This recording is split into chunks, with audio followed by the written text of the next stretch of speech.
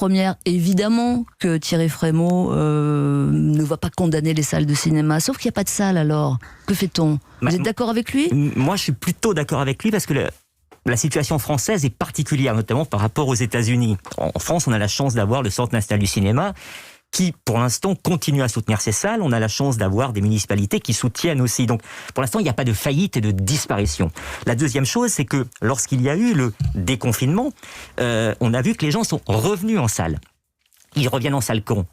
On va pas au cinéma quand on va au restaurant, on va au cinéma voir des films. Et quand il y a eu une offre, comme Adieu les cons, par exemple, parler dont 30 jours max dans un autre domaine, les gens sont prêts à revenir. Donc moi, je pense qu'il y a toujours, et que le cinéma, on a toujours dit que les salles allaient mourir. Quand la télé est arrivée, quand la vidéo est arrivée, quand le piratage est arrivé, les salles ont toujours survécu et avaient battu un record en 2019. Il n'y a aucune raison que ce rythme-là ne reprennent pas dès qu'elles rouvrent. Thierry Lounas, ce film, est-ce que vous partagez l'optimisme de Thierry Chaise ? Oui, en partie, parce qu'on a bien vu quand les salles ont rouvert qu'il y a eu une affluence record et un appétit énorme. Après, ça a été reconfiné, mais c'était assez presque étonnant même de voir cet appétit des Français pour la salle. Donc oui, je suis relativement optimiste. Sauf après, maintenant, en général, je pense qu'effectivement la cinéphilie, elle naît en salle, mais elle n'appartient pas qu'aux salles non plus. On a aussi les séries font partie de la cinéphilie, les films qu'on n'a pas vus, les films qu'on a vus sur DVD, les films qu'on voit sur plateforme. Je pense pas que les plateformes aujourd'hui sont l'équivalent de la télévision. C'est plus l'équivalent de la VD, du DVD ou de la cassette VHS d'hier. Et donc, elles ont leur part aussi dans la cinéphilie en France. Oui, on a peut-être tort d'opposer les deux, en fait. Il y a peut-être de la place pour tout le monde, c'est ça que vous dites ? Bah oui, il y a toujours eu de la place. Puis moi, je suis un provincial et quand on est en province, dans une petite ville, bah le cinéma, on l'a aussi découvert ici et là. Et peut sans doute que, comme dit Thierry Frémaux, on peut pas remplacer l'expérience collective de la salle de cinéma.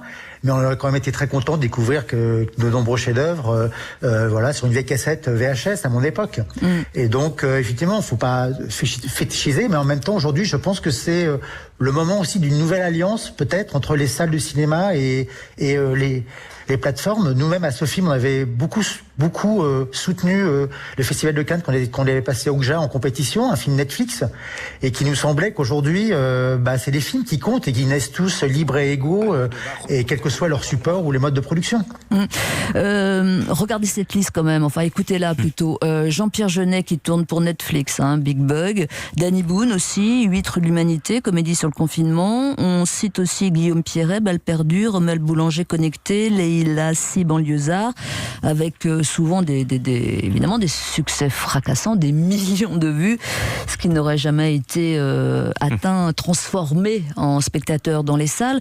Est-ce que Thierry Chaise, à un moment donné, la compétition n'est pas du tout à armes égales Est-ce que les plateformes ne sont pas en train de tout écraser, y compris dans le financement des films ? Alors, justement, le financement, il y a deux différences. Et déjà, la France n'est pas les États-Unis. Les États-Unis, on voit que d'abord tout un pan du cinéma indépendant américain et maintenant les plus grands auteurs disent nous, notre film ne peut pas être financé s'il n'y avait pas Netflix ou Amazon. C'est le cas de Scorsese, on en a parlé tout à l'heure, c'est le cas de David Fincher. En France, une fois encore, le financement, depuis 1945 et le plan Marshall, fait que chaque ticket d'entrée de n'importe quel film finance le cinéma français. Là, il y a moins d'entrées, donc forcément, ce modèle est mis en cause.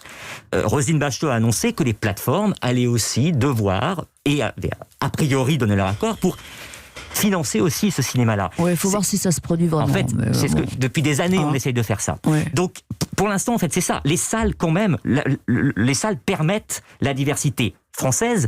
Il ne faut pas oublier que chaque festival de Cannes, on s'enorgueillit au Centre national du cinéma d'avoir coproduit, d'avoir aidé à produire des films entiers dans le monde. Beaucoup de cinéma asiatique est financé grâce au CNC. Donc, c'est cet équilibre-là, en fait, qui est aujourd'hui en jeu. Et certains réalisateurs résistent. Thierry Lounas, quand vous voyez Pedro Almodovar refuser absolument de donner son prochain film à une plateforme, et il attendra que les salles rouvrent. Vous dites bravo quand même, vous dites chapeau ? J'ai envie de Non. dire que c'est sa position. Netflix a sauvé quelques films aussi qui pouvaient pas sortir en salle. Il y en a qui vont attendre. Nous-mêmes, on a sorti un film de nos résidences, ce film qui s'appelle La Nuée de Juste Philippot, qui ne cesse d'être reporté, qui est un beau film.